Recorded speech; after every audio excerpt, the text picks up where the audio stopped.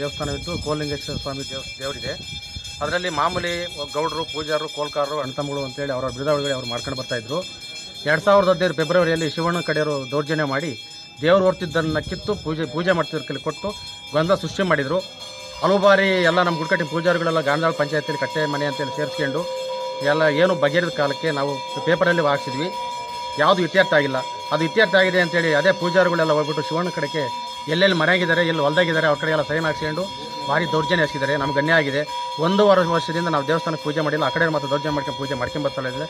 ಅದರಿಂದ ನಾವು ಗುಳಿಯಾರ ಪೊಲೀಸ್ ಠಾಣೆಗೆ ದೂರು ಕೊಟ್ವಿ.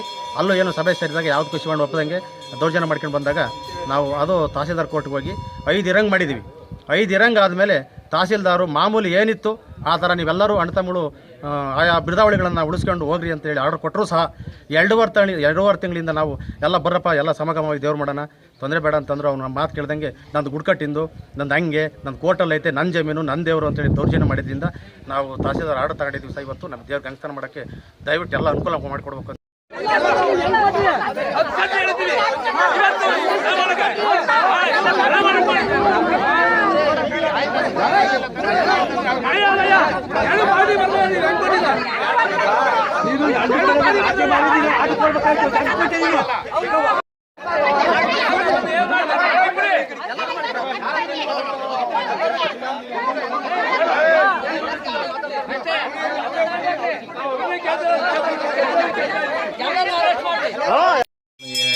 ತಹಸೀಲ್ದಾರ್ ಕೋರ್ಟ್ ಇರೋದ್ರಿಂದ ನಾವು ಕಾಯಿಲೆ ಕಾದಿರಿಸಿರೋದ್ರಿಂದ 2 ಪಾರ್ಟಿ ಬಂದು ನೀವು ಒಪ್ಪಿಗೆ ತಗೊಂಡು ನಾವು ದೇವ್ರು ಮಾಡೋಕ್ಕೆ ಆದೇಶ ಕೊಡಲ್ಲ, ಬರೀ ಪೂಜೆ ಒಂದು ಮಾಡಿಸ್ಬೋದು ಅಂತ ನಮ್ಮ ಸಾಹೇಬರು ಆದೇಶ ಮಾಡಿದರು.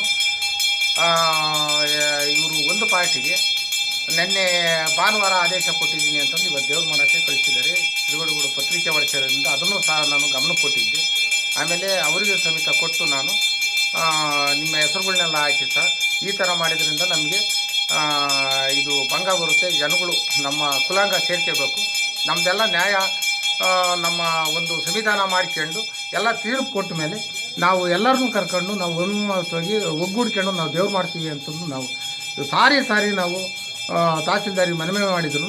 ನಾವು ಆರ್ಡರ್ ಕೊಟ್ಟಿದ್ದೀವಿ, ಮಾಡಿರಿ ಅದು ಮಾಡಿರಿ ಅಂತಂದು ಅವ್ರು ಹೇಳ್ತಲೇ ಇದ್ದಾರೆ. ನಾವು ಕೇಳ್ತಲೇ ಇಲ್ಲ.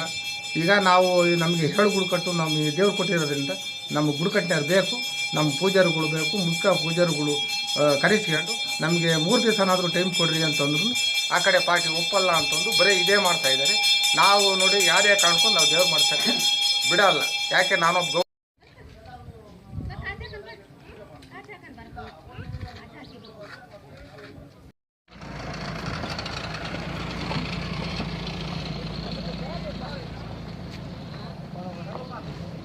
ಮಾತಾಡಿದ್ವಿ, ಅವ್ರನ್ನೂ ಕೇಳಿದ್ದೀವಿ. ತಹಸೀಲ್ದಾರ್ ಈಗಾಗಲೇ ಆದೇಶ ಕೊಟ್ಟಿರೋ ಕಾರಣದಿಂದ ನಾವು ಪೊಲೀಸರು ಅದನ್ನ ಇದು ಮಾಡಕ್ ಬರಲ್ಲ. ಕೆಲಸ ಆಗ್ಲಿ ಅಂತ ನಮ್ಮ ಉದ್ದೇಶ. ನೀವು ಇಷ್ಟ ಇದ್ರೆ ಮಾಡಿ, ಇಲ್ಲ ಅಂದ್ರೆ ಬೇಡ ಅಷ್ಟೇ. ಅವ್ರು ಬೇಕಾದ್ರೆ ನಾಳೆ ನೀವು ಮಾಡ್ಕೊಳ್ಳಿ.